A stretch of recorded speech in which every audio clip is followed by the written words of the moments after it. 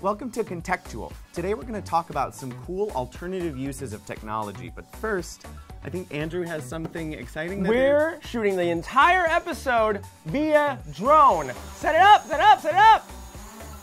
I'm so excited for this! Andrew, how much money did you spend on this Too thing? much! Way too much! So Your we're leaving it personal up there. money? Yes, my personal money. I don't know. What, you think I'm going to spend somebody else's money on a drone? I can't hear myself think, it's so loud. That's fine. I don't need you to hear yourself think. Just tell them about Nikola Tesla.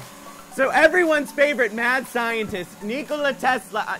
Andrew, take it down. No. I can't hear. I shan't. No, Andrew, take it down, please. I spent so much of my personal money That on is this your thing. problem. I hope you got the receipt. I didn't keep the receipt. Well, that was a mistake, my friend. Fine, fine. Let's turn it off. Shut it down. Shut it down. Please. Shut it down.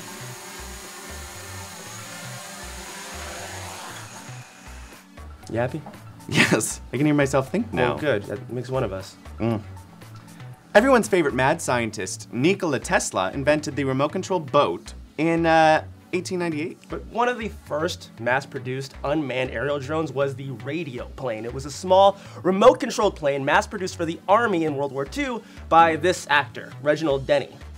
Denny basically created the drone industry as a side gig from acting, and weirdly enough, Marilyn Monroe was discovered as an actress while working at one of his factories. That's wild. So basically, if we want to become actors, we should be in the drone industry instead of making Facebook shows. Missed opportunity. Yep. But the commercial drone industry in America flourished with the rise of smartphones, which can be used as controllers, and now consumer drones can be doing some really cool stuff, like racing. Racing? Did you just say racing?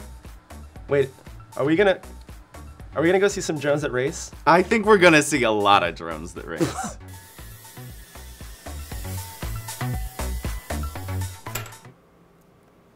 We're here at Bitfire Inc. with Clint Hild, who's been doing drone racing as both a hobby and also running NYC Drone Racing. Weighs about 35 grams.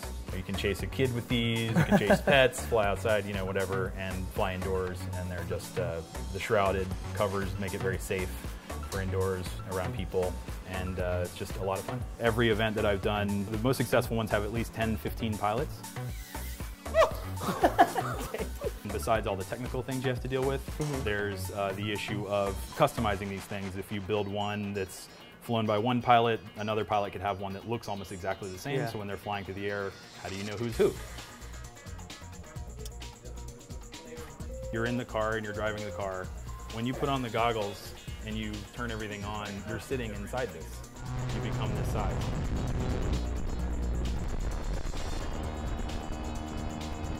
I got it. I think I got it. You don't know what you're doing. I do know what I'm doing. Look at what I'm doing. See, I got it. Don't! Oh my. No! Oh, jeez. Wait, is that a Boost Mobile store? Consumer drones has a future not necessarily laid in fun. That's true. I've actually been really fascinated by the future of swarm drones. It's swarms of programmed drones that communicate with each other. A company called RoboBee is developing drones the size of a paperclip and is using them in swarms that could monitor weather and actually pollinate flowers when all the bees are dead. Oh, I forgot all the bees were dying. Yeah. That's sad. Yeah, it's not good. It's pretty bad, actually. But let's talk about the positive effects that drones are having right now. We met up with the Flight to Remember Foundation, a nonprofit organization that uses drones to show hospice patients real-time video of their most cherished places in life. So what is Flight to Remember? I just went on hospice, different websites, and hit the contact thing and said, hey, you know what, I got this idea with a drone that we could, you know, kind of virtually transport these people, you know, kind of as like a last wish or a visit. Why do you use drones, since that's the theme of our story today, instead of things like FaceTime or even teleconferencing robots? I think the value we provide is, you know, it is a view that they've never seen before. It's the different perspective that the drones can provide, the beautiful view and like a different type of view that they've never even seen before of a place that's so meaningful to them and ingrained in their history or whatever it may be. And they see it totally different for the last time in their life. It's special. Now, I'm sure there's a million of these, but what is one story that really conveys the impact of what you do?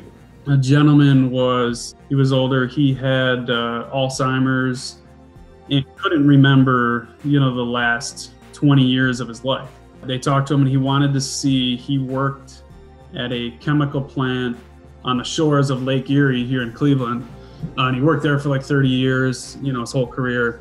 So we went and did it, and I had never been out there, but got the drone up in the air and we went off, offshore, and we were looking at the former location where the place was, and we found the dock and we got there.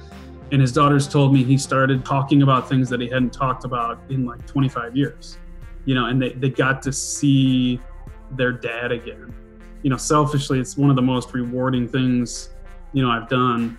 You're essentially granting someone's dying wish and making like the toughest time for family members.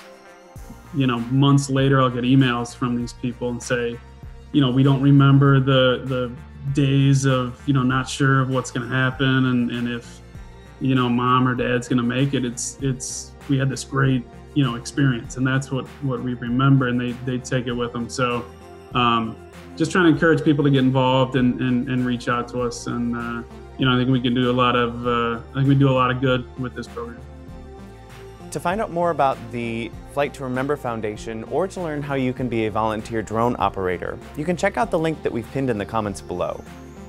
Well, that's us. Tune in next time. I'm sorry, did a drone kick dust in here? Or? No, I'm crying, Andrew. That was emotional. All right, I don't get any of that, but if you want, you can call your mom on this phone. Sorry about that. Thank you for joining us, and fly safe.